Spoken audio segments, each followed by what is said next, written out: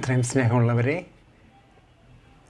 Living the word, saint Paul's blueprint for unity, maturity and new life in Christ.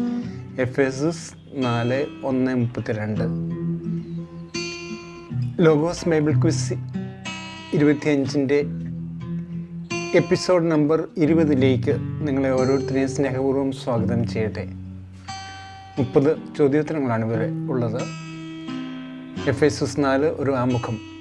Ephesus 4 ക്രിസ്തുവിലുള്ള രക്ഷയുടെയും ഐക്യത്തിൻ്റെയും ദൈവശാസ്ത്ര അടിത്തറയിൽ നിന്ന് ക്രിസ്തീയ ജീവിതത്തിനുള്ള പ്രായോഗിക മാർഗനിർദ്ദേശത്തിലേക്കുള്ള പരിവർത്തനം, വിനയം, ക്ഷമ, സ്നേഹം എന്നിവയുടെ ഐക്യം നിലനിർത്തുവാൻ പൗലോസ് ഊന്നി പറയുന്നു.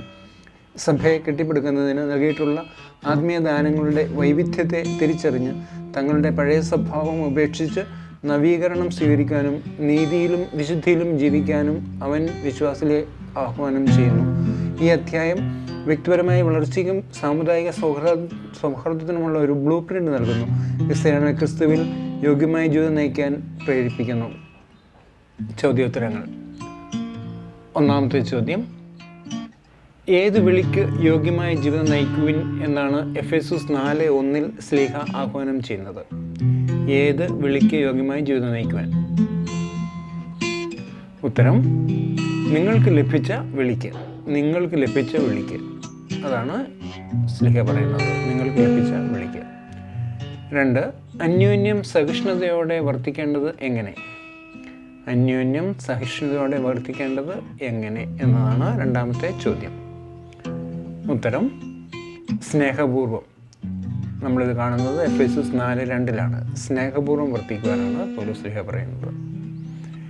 3, പൂർണ്ണമായ എന്ന വിശേഷണത്തിന് ശേഷം ശ്ലീഹ എഫേസസ് 4 പരാമർശിക്കുന്ന ഗുണങ്ങൾ ഏതൊക്കെ ഗുണങ്ങളാണ് ഇവിടെ പരാമർശിക്കുന്ന പൂർണ്ണമായ എന്ന വാക്കിന് ശേഷം?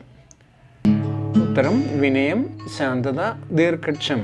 ഈ 3 ഗുണങ്ങളാണ് എഫേസസ് 4:2 നമ്മൾ കാണുന്നു. അടുത്ത ചോദ്യം, സമാധാനത്തിൻ്റെ ബന്ധത്തിൽ എന്ത് നിലനിർത്താൻ ജാഗരൂകരായിരിക്കുവിൻ എന്നാണ് ശ്ലീഹ എഫേസസ് 4:3 പറയുന്നത്?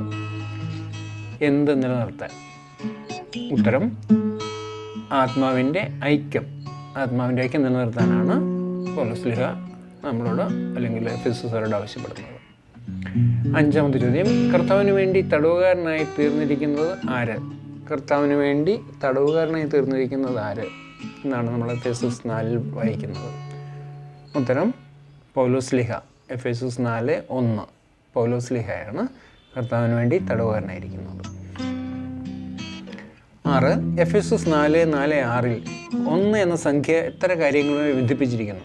1 എന്ന സംഖ്യ എത്ര കാര്യങ്ങളുമായി ബന്ധിപ്പിച്ചിരിക്കുന്നു? എഫേസസ് 4:6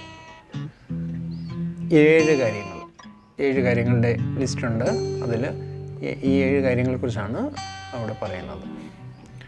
7-ാമത്തെ ചോദ്യം, പൂരിപ്പിക്കുക. ഒരു കർത്താവും ഒരു ഡാഷും ഒരു ജ്ഞാനസ്നാനവുമേ ഉള്ളൂ. എഫേസസ് 4:5 ഒരു കർത്താവും ഒരു ഡാഷും. ഉത്തരം, വിശ്വാസവും ഒരു ജ്ഞാനസ്നാനവുമേ ഉള്ളൂ എന്നാണ് പറയുന്നത്. അപ്പോൾ ഒരു വിശ്വാസം എന്നാണ് വാക്കാണ്.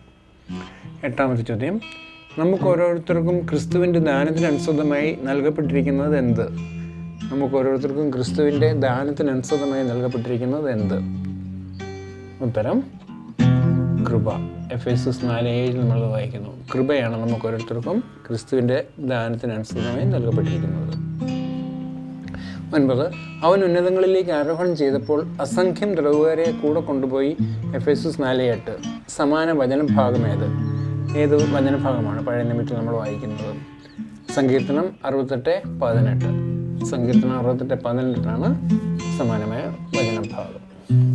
10-ാമത്തെ ചോദ്യം, ക്രിസ്തു ആരോഹണം ചെയ്തു എന്നതിൻ്റെ അർത്ഥം എന്തെന്നാണ് പൗലോസ് ശ്ലീഹ പറയുന്നത്? ക്രിസ്തു ആരോഹണം ചെയ്തു എന്നതിൻ്റെ അർത്ഥം എന്തെന്നാണ് പൗലോസ് ശ്ലീഹ പറയുന്നത്? ഉത്തരം, അവൻ ഭൂമിയുടെ അധോഭാഗങ്ങളിലേക്ക് ഇറങ്ങിയെന്നുള്ളതാണ്. എഫേസസ് 4:9. 11, എല്ലാ വസ്തുക്കളെയും പൂരിതമാക്കാൻ വേണ്ടി ക്രിസ്തു ചെയ്തത് എന്ത്?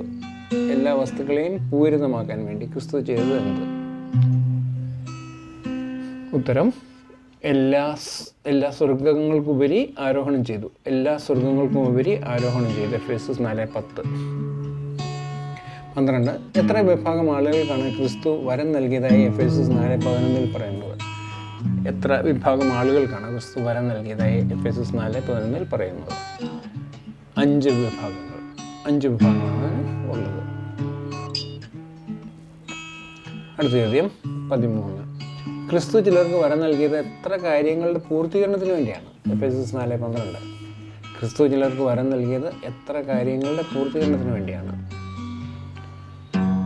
അതിൻ്റെ ഉത്തരം 3 കാര്യങ്ങളുടെ പൂർത്തീകരണത്തിന് വേണ്ടിയാണ് ക്രിസ്തു ചിലർക്ക് വരം നൽകിയത്.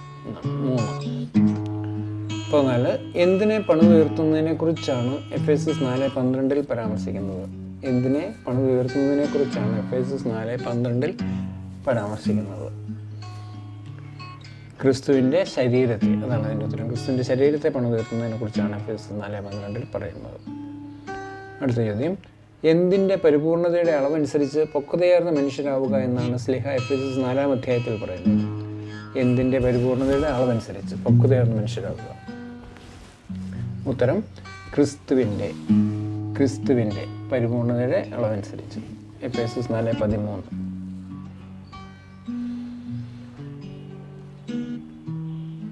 ചാനൽ സബ്സ്ക്രൈബ് ചെയ്യാനായിട്ട് പ്രത്യേകം ശ്രദ്ധിക്കുമല്ലോ. ഷെയർ ചെയ്യുകയും ലൈക്ക് ചെയ്യുകയും ചെയ്യുക. 16. നാം ഇനിമേൽ തെറ്റിൻ്റെ വഞ്ചനയിൽപ്പെടുത്താൻ മനുഷ്യർ കൗശലപൂർവ്വം നൽകുന്ന വക്രതയാർന്ന ഉപദേശങ്ങളുടെ കാറ്റിൽ ആടി ഉലയുകയും തൂത്തെറിയുകയും ചെയ്യുന്ന ആരാകരുതെന്നാണ് ശ്ലീഹ പറയുന്നത്? ആരാകരുത്, ശിശുക്കളാകരുത്. എഫേസ്യസ് 4:14 ഇങ്ങനെയാണ് ശ്ലീഹ പറയുന്നത്. 17. ശിരസ്സായ ക്രിസ്തുവിലേക്ക് എല്ലാ വിധത്തിലും നാം വളരേണ്ടിയിരിക്കുന്നു. എഫേസ്യസ് 4:15 പറയുന്നത് ഇങ്ങനെയാണ്. എങ്ങനെയാണ് വളരേണ്ടിയിരിക്കുന്നത്? ഉത്തരം സ്നേഹത്തിൽ സത്യം പറഞ്ഞുകൊണ്ട്.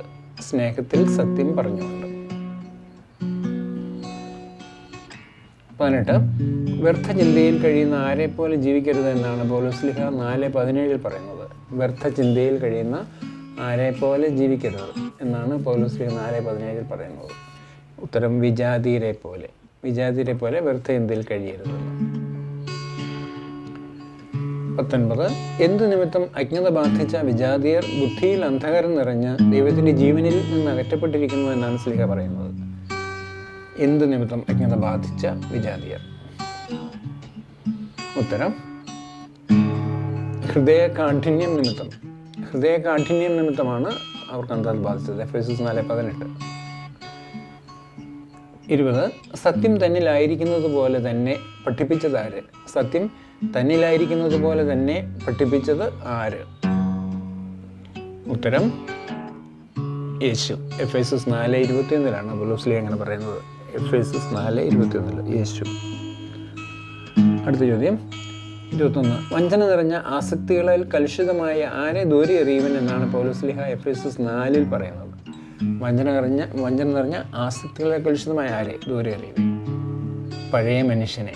എഫേസ്യസ് 4:22 പഴയ മനുഷ്യനെ ദൂരെ എറിയുവനെന്നാണ് പൗലോസ്ലീഹ പറയുന്നത്. എഫേസ്യസ് 4:22. 22ാമത്തെ ചോദ്യം, പൂരിപ്പിക്കുക. യഥാർത്ഥമായ വിശുദ്ധിയിലും ഡാഷിലും ദൈവത്തിൻ്റെ സാദൃശ്യത്തിൽ സൃഷ്ടിക്കപ്പെട്ട പുതിയ മനുഷ്യനെ നിങ്ങൾ ധരിക്കുവിൻ. യഥാർത്ഥമായ വിശുദ്ധിയിലും ഡാഷിലും, അവിടെയാണ് പൂരിപ്പിക്കേണ്ടത്. എഫേസ്യസ് 4:24. നീതിയിലും എന്നാണ് അവിടെ പൂരിപ്പിക്കാനുള്ളത്. അടുത്ത ചോദ്യം, വ്യാജം വെടിഞ്ഞ് എല്ലാവരും തങ്ങളുടെ അയൽക്കാരുടെ സത്യം സംസാരിക്കണമെന്ന് ശ്ലീഹ പറയുന്നതിന് കാരണമെന്ത്? 23ാമത്തെ ചോദ്യമാണ്. വ്യാജം വെടിഞ്ഞ് എല്ലാവരും തങ്ങളുടെ അയൽക്കാരോട് സത്യം സംസാരിക്കണമെന്ന് പറയാൻ കാരണം നാം ഒരേ ശരീരത്തിൻ്റെ അവയവങ്ങളാണ്. എഫേസ്യസ് 4:25. 24. സൂര്യൻ അസ്തമിക്കുന്നത് വരെ നീണ്ടുപോകാതിരിക്കേണ്ടത് എന്ത്? പ്രധാനപ്പെട്ട ചോദ്യമാണ്. ഉത്തരം നിങ്ങളുടെ കോപം.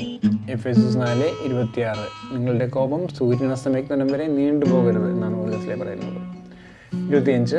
ഏത് വ്യവസ്ഥയോടെയാണ് കോപിക്കാമെന്ന് പൗലോസ്ലീഹ പറയുന്നത്? ഉത്തരം പാപം ചെയ്യരുത്. കോപിക്കാം, പക്ഷേ പാപം ചെയ്യരുത്. എഫേസ്യസ് 4:26 കോപിക്കാം, പക്ഷേ പാപം ചെയ്യരുത്. അടുത്ത ചോദ്യം 26. അവനില്ലാത്തവരുമായി പങ്കുവയ്ക്കാൻ എന്തെങ്കിലും സമ്പാദിക്കുന്നതിന് വേണ്ടി സ്വന്തം കൈകൾ കൊണ്ട് മാന്യമായ ജോലി ചെയ്യട്ടെ. എഫേസസ് 4:28.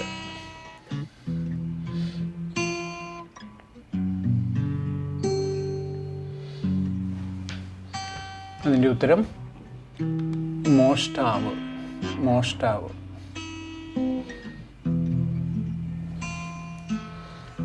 എന്നാണ് എൻ്റെ ഉത്തരം. അടുത്ത ചോദ്യം, നിങ്ങളുടെ അധരങ്ങളിൽ നിന്ന് എന്ത് പുറപ്പെടാതിരിക്കട്ടെ എന്നാണ് പൗലോസ് നിഷ്കർഷിക്കുന്നത്? നിങ്ങളുടെ അധരങ്ങളിൽ നിന്ന് എന്ത് പുറപ്പെടാതിരിക്കട്ടെ? ഉത്തരം തിന്മയുടെ വാക്കുകൾ. എഫേസസ് 4:29 തിന്മയുടെ വാക്കുകൾ, അതാണ് അതിൻ്റെ ഉത്തരം. അടുത്ത ചോദ്യം, ദൈവത്തിൻ്റെ പരിശുദ്ധാത്മാവിനെ വേദനിപ്പിക്കരുതെന്ന് പൗലോസ് പറയുന്നത് എവിടെ? 28ാമത്തെ ചോദ്യം. എവിടെയാണ് പൗലോസ് ഇങ്ങനെ പറയുന്നത് ദൈവത്തിൻ്റെ പരിശുദ്ധാത്മാവിനെ വേദനിപ്പിക്കരുത്? ഉത്തരം എഫേസസ് 4:30. എഫേസസ് 4:30 ഇങ്ങനെ പൗലോസ് പറയുന്നത്, ദൈവത്തിൻ്റെ പരിശുദ്ധാത്മാവിനെ വേദനിപ്പിക്കരുത്. 29, എല്ലാ തിന്മകളോടും കൂടെ ഉപേക്ഷിക്കേണ്ടത് എന്തൊക്കെ? എല്ലാ തിന്മകളോടും കൂടെ ഉപേക്ഷിക്കേണ്ടത് എന്തൊക്കെ?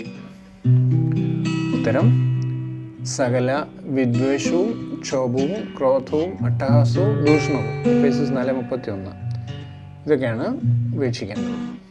30ാമത്തെ ചോദ്യം, അവസാനത്തെ ചോദ്യം, ദൈവം ക്രിസ്തു വഴി നിങ്ങളോട് ക്ഷമിച്ചതുപോലെ നിങ്ങളും പരസ്പരം ക്ഷമിച്ചും കരുണ കാണിച്ചും ഹൃദയാർദ്രതയോടെ പെരുമാറുവിൻ. അധ്യായം വാക്യം സൂചിപ്പിക്കുക.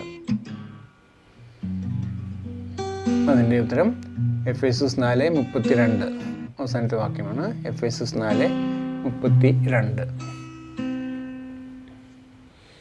May God bless you. Thanks for watching. Don't forget to like, share and subscribe. Let's spread the word. See you in the next edition. Till we meet again next time, it's goodbye from Joseph for JJ Logos 316. Thank you.